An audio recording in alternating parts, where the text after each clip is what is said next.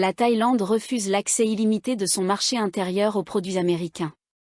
Déterminée à préserver sa souveraineté économique, la Thaïlande a rejeté la demande des États-Unis visant à obtenir un accès illimité à son marché intérieur.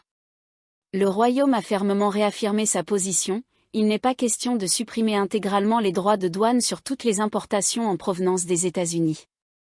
Bangkok justifie cette position par la nécessité de protéger son secteur agricole et ses entreprises locales, alors que les négociations bilatérales sur les droits de douane approchent de leur date butoir fixée au 1er août 2025. Faute d'un accord satisfaisant d'ici là, la Thaïlande risque de conserver un taux de droits de douane de 36%, bien supérieur à ceux pratiqués par ses voisins de l'ASEAN. Une nouvelle offre thaïlandaise en attente de réponse. L'équipe de négociation, baptisée Team Thaïlande, a entamé le 17 juillet 2025 son deuxième cycle de discussion avec le bureau du représentant américain au commerce, USTR, cette fois-ci par visioconférence.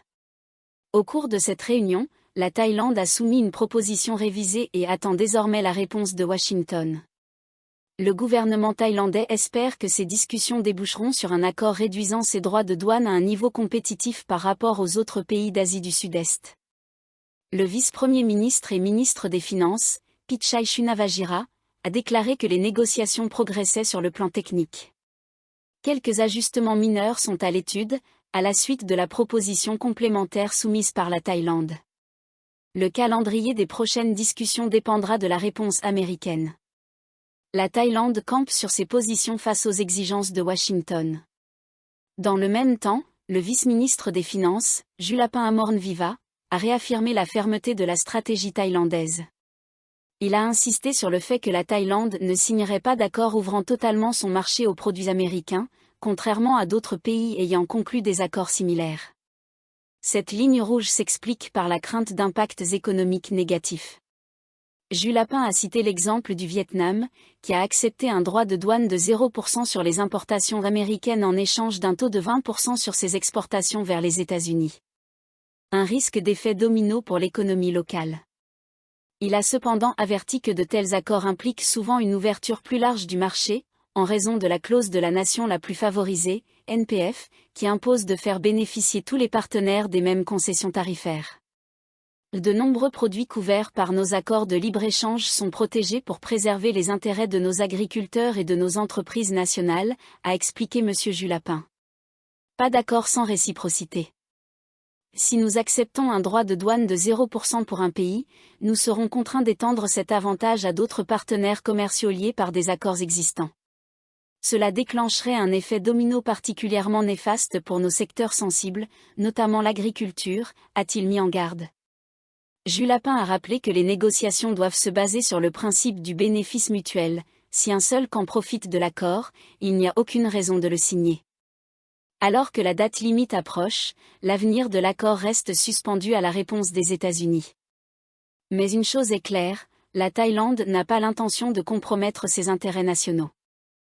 Visa Destination Thaïlande, DTV, plus de 35 000 demandes en un an, un moteur pour le tourisme à long terme.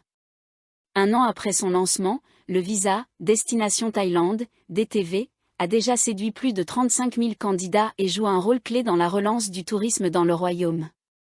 Ce visa s'adresse aux personnes de 20 ans et plus, disposant de revenus suffisants pour vivre en Thaïlande et souhaitant y séjourner sur le long terme pour des raisons personnelles, de bien-être, d'apprentissage ou simplement pour profiter de la vie locale. Freelancers, entrepreneurs, artistes, étudiants indépendants ou semi-retraités, tous sont concernés par ce dispositif conçu pour attirer une nouvelle génération de visiteurs à long terme. Un visa pensé pour les travailleurs à distance et les nomades numériques. Depuis son lancement, le DTV s'est imposé comme un outil stratégique dans la transformation de l'image touristique de la Thaïlande. Le pays entend attirer les nomades numériques et les télétravailleurs en quête de stabilité, d'infrastructures modernes et d'un cadre de vie agréable. Ce visa permet également à la Thaïlande de s'éloigner du tourisme de masse à court terme, en développant des communautés durables et engagées dans les villes comme sur les îles. Des espaces de coworking, des centres de bien-être et des commerces locaux émergent là où le tourisme était autrefois principalement saisonnier. Une réponse face aux incertitudes économiques. Dans un contexte économique tendu marqué par une baisse des exportations et une révision à la baisse des prévisions touristiques, le DTV représente un levier économique bienvenu. Il offre une solution de transition vers un tourisme plus qualitatif, générant des retombées plus stables et moins dépendantes des fluctuations internationales. Un visa souple et attractif sur 5 ans. Le DTV se distingue des programmes similaires proposés par d'autres pays d'Asie du Sud-Est par sa grande flexibilité. Il est valable 5 ans, autorise plusieurs entrées, et permet de rester jusqu'à 180 jours par séjour. Les titulaires peuvent être accompagnés par leur famille. Ce format séduit particulièrement les télétravailleurs étrangers, désireux de poser leurs valises en Thaïlande sans pour autant y élire domicile de façon permanente. Des limites persistantes, notamment sur l'accès bancaire. Malgré ses nombreux atouts, le visa DTV présente encore certaines limites, notamment l'impossibilité pour ses titulaires d'ouvrir un compte bancaire local, une mesure censée limiter les risques de blanchiment d'argent. Un obstacle pour certains, mais qui n'empêche pas des milliers de professionnels de franchir le pas, séduits par le style de vie thaïlandais. Des lieux comme Koh Phangan en témoignent, autrefois connu pour ses fêtes, l'île se transforme peu à peu en un havre pour freelancers, thérapeutes et créatifs, souvent plus impliqués dans la vie locale. Vers un nouveau modèle touristique thaïlandais ? Avec le DTV, la Thaïlande ne se contente pas de relancer son tourisme post-Covid. Elle cherche à attirer une nouvelle population de résidents temporaires, plus stable, plus connectés, et potentiellement plus bénéfique pour l'économie locale à long terme. Reste à voir si cette stratégie saura s'ancrer durablement au-delà des premières annonces et si les infrastructures suivront cette évolution. La tempête Wifa rétrogradée, mais des pluies diluviennes attendues en Thaïlande. Bien que la tempête tropicale Wifa ait perdu en intensité et soit désormais classée comme dépression, la Thaïlande reste sous la menace de fortes pluies et de vents violents dans les prochains jours. Le département météorologique thaïlandais a annoncé ce mercredi 23 juillet. La mousson du sud-ouest reste puissante sur la mer d'Andaman, la Thaïlande et le golfe de Thaïlande, tandis qu'une dépression moussonique s'étend sur le nord de la Birmanie et du Laos. Wifa, désormais rétrogradée en dépression tropicale au-dessus de la province laotienne de Xiangkhouan, devrait continuer à s'affaiblir progressivement. Cependant, son impact reste significatif. Risque de crues soudaines et vents violents. Des pluies isolées et des rafales sont encore attendues dans tout le pays. Les régions du nord, du nord-est, du centre et de l'est pourraient subir des précipitations particulièrement intenses, avec un risque accru d'inondations soudaines et de débordements, notamment près des rivières, des collines et dans les zones de basse altitude. Les autorités appellent les habitants de ces zones à la plus grande vigilance. Vagues jusqu'à 4 mètres en mer d'Andaman. En mer d'Andaman, les vents forts généreront des vagues de 2 à 4 mètres, pouvant dépasser les 3 mètres en cas d'orage. La partie sud de la mer d'Andaman ainsi que le nord du golfe de Thaïlande connaîtront également des vagues de 2 à 3 mètres, plus hautes encore durant les tempêtes.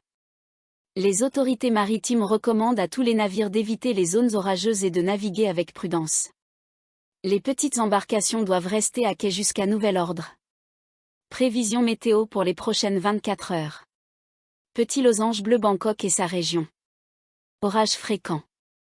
Température, 25-27 degrés c'est le matin, 31-33 degrés c'est l'après-midi.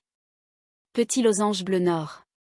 Orages étendus, vents forts et fortes pluies localisées à Mae Son, Chiang Mai, Chiang Rai, Lanfin, Lampan, Phai Yao, Nan, Phrai, Uttaradi, Sukhothai, Tak, Kampha en Phet, Phi, Phitsanulok, Phet Chabin. Température, 22-25 degrés c'est le matin, 26-30 degrés c'est l'après-midi. Petit losange bleu nord-est. Orage généralisé, vent violent et forte à très forte pluie à Nom Khai, Bueng Kan, Udon Thani, Sakon Nakhon, Nakhon Phanon. Température, 22-26 degrés c'est le matin, 29-33 degrés c'est l'après-midi. Petit losange bleu centre. Orages étendus, rafales et pluies abondantes à Nakhon Sawan, Uthai Thani, Kanchanaburi, Ratchaburi.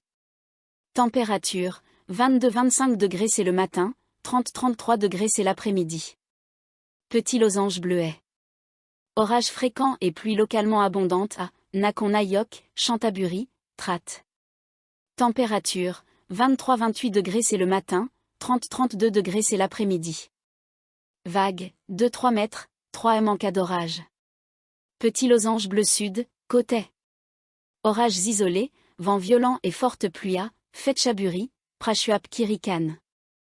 Température, 23-25 degrés c'est le matin, 32-36 degrés c'est l'après-midi. Vague, 2-3 mètres, 3 m en cas d'orage.